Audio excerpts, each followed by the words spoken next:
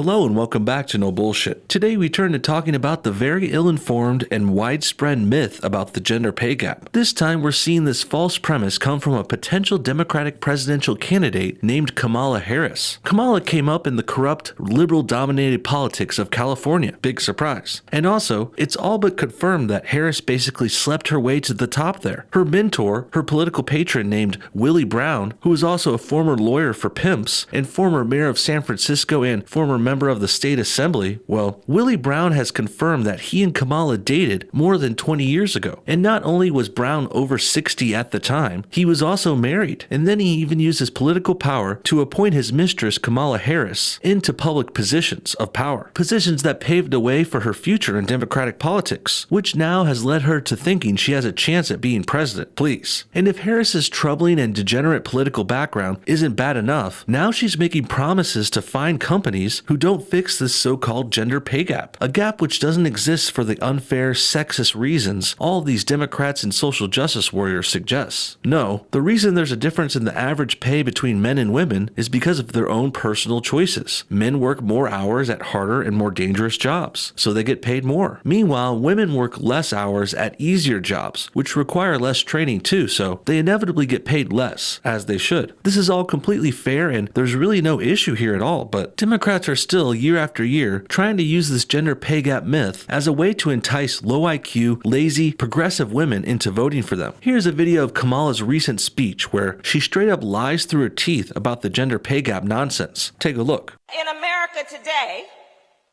women for the same work, for the equal work, on average make 80 cents on the dollar. Black women make 61 cents on the dollar. Latinas make 53 cents on the dollar.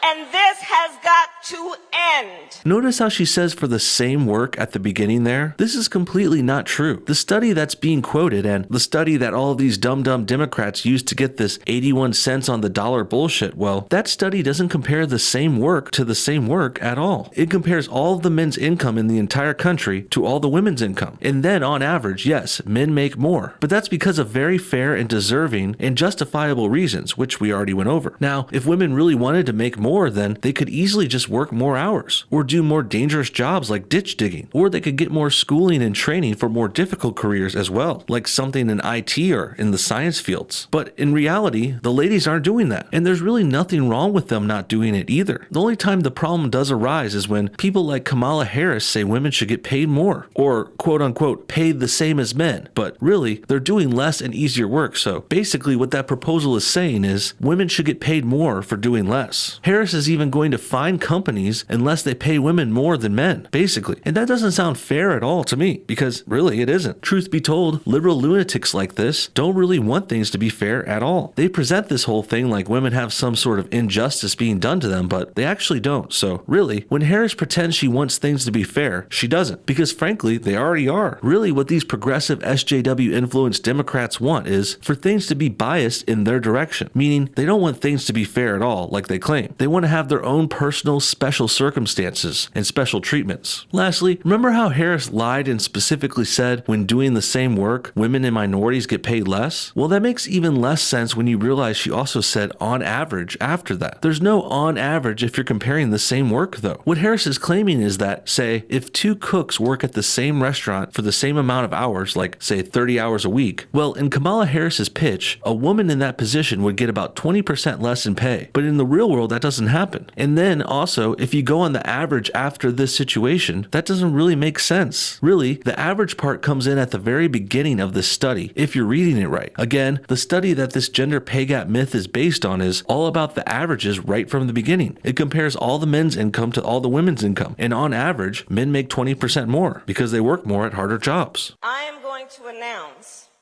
the first ever national priority on closing that pay gap and holding